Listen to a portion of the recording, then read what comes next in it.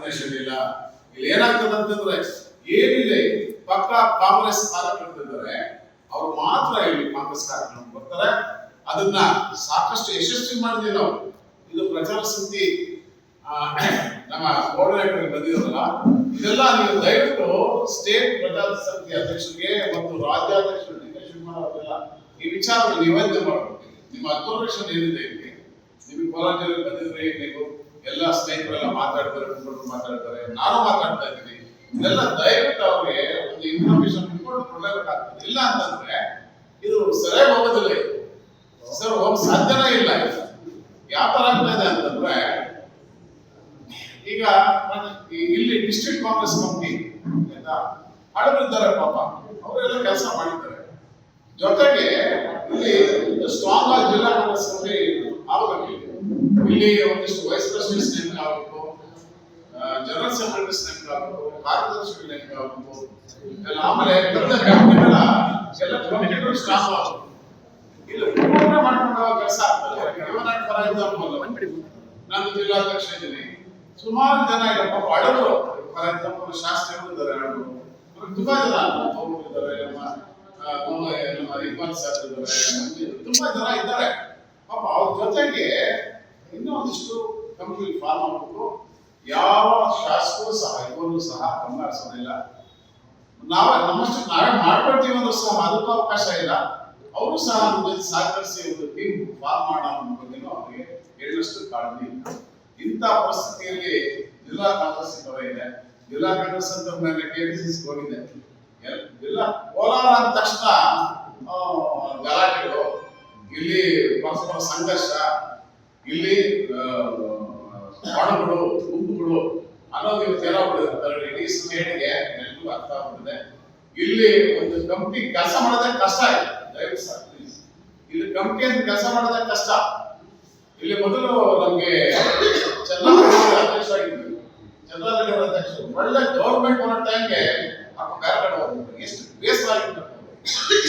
ಆಮೇಲೆ ನಮ್ಮ ಸಭಾಪತಿಗಳು ಸುದರ್ಶನ್ ಅವರು ಇಲ್ಲಿ ಅಧ್ಯಕ್ಷ ಅಧ್ಯಕ್ಷ ಮಾಡಿದ್ರು. ಅವ್ರನ್ನ ಅರ್ಥ ಆಯ್ತಾ? ಕಂಟಿನ್ಯೂ ಆಗೋದಿತ್ತು ಅಂತವ್ರ ಕೇಳಿ, ಅಂತ ಲೀಡರ್ ಕೇಳಿ, 4 ಸಲ MS ಆಗಿರುವಂತ ದೊಡ್ಡ ಲೀಡರ್ ಕೇಳಿ, ಇಲ್ಲ ಜಿಲ್ಲಾ ಕಾಂಗ್ರೆಸ್ ಅಧ್ಯಕ್ಷರಿಗೆ ಮಾಡಕ್ ಆಗ್ಲಿಲ್ಲ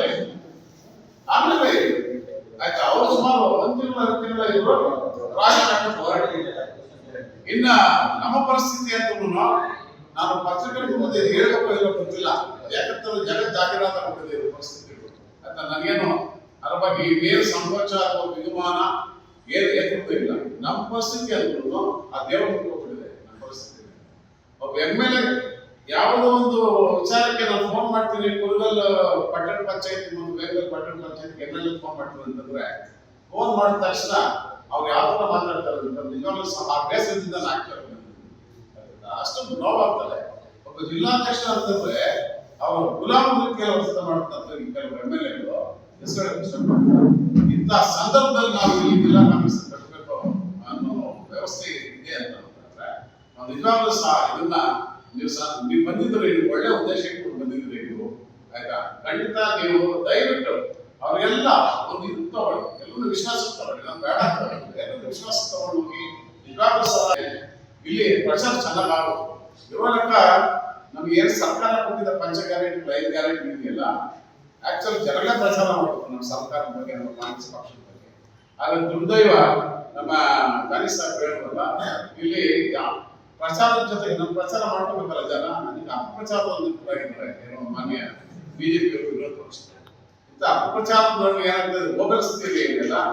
ಇಲ್ಲಿ ಸುಳ್ಳನ್ನ 100 ಸಾಲ ಹೇಳ್ತಾ ಇದ್ರೆ ಸತ್ಯನ 100 ಸಾಲ ಹೇಳೋ ಸುಳ್ಳಾಗ್ತದೆ. ಆ ರೀತಿಯಲ್ಲಿ ಜನಗಳಿಗೆ ಸೈಕಾಲಜಿಕಲ್ ಶುರು ಮಾಡ್ಕೊಂಡಿದ್ದಾರೆ ಬಿಜೆಪಿ. ಅದು ಸಹ ನಮ್ಗೇನಂತಂದ್ರೆ ಪ್ರಚಾರ ತುಂಬಾ ಕೊರತೆ ಇದೆ.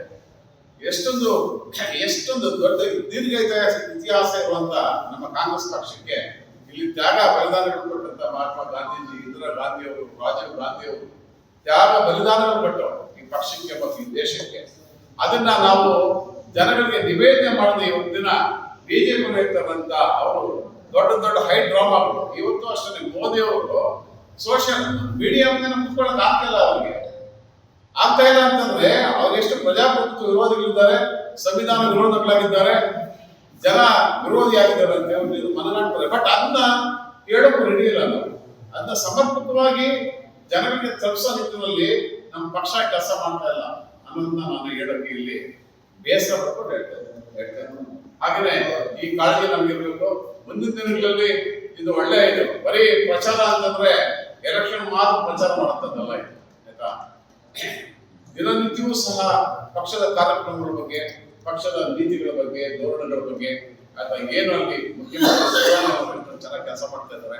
ಹಾಗೆ ನಮ್ಮ ಡಿ ಕೆ ಶಿವಕುಮಾರ್ ಉಪಮುಖ್ಯಮಂತ್ರಿಗಳಾಗಿ, ಗೃಹ ಮಂತ್ರಿಗಳು, ನಮ್ಮ AICC ಅಧ್ಯಕ್ಷರು ನಮ್ಮ ಖರ್ಗೆ ಸಾಹೇಬರು, ರಾಹುಲ್ ಗಾಂಧಿ ಅವರು ಎಷ್ಟು ಒದ್ದಾಡ್ತಾ ಇದ್ದಾರೆ ಈ ದೇಶ ಕಟ್ಟಕ್ಕೆ ಅನ್ನೋ ನಿಟ್ಟಿನಲ್ಲಿ ನಾವು ಸಹ ಇದರಲ್ಲಿ ಭಾಗಿತ್ವವಾಗಿ ಸಹಭಾಗಿತ್ವವಾಗಿ ಪ್ರಚಾರ ಕೈಗೊಂಡು ಹಾಗೆ ಪ್ರಚಾರ ಸಮಿತಿಯ ಅಧ್ಯಕ್ಷ ವ್ಯಕ್ತಿನ ದಯವಿಟ್ಟು ನಮ್ಮ ಸುಪರ್ದೆಯಲ್ಲಿ ರಚನೆ ಮಾಡ್ಕೊಳ್ಬೇಕು.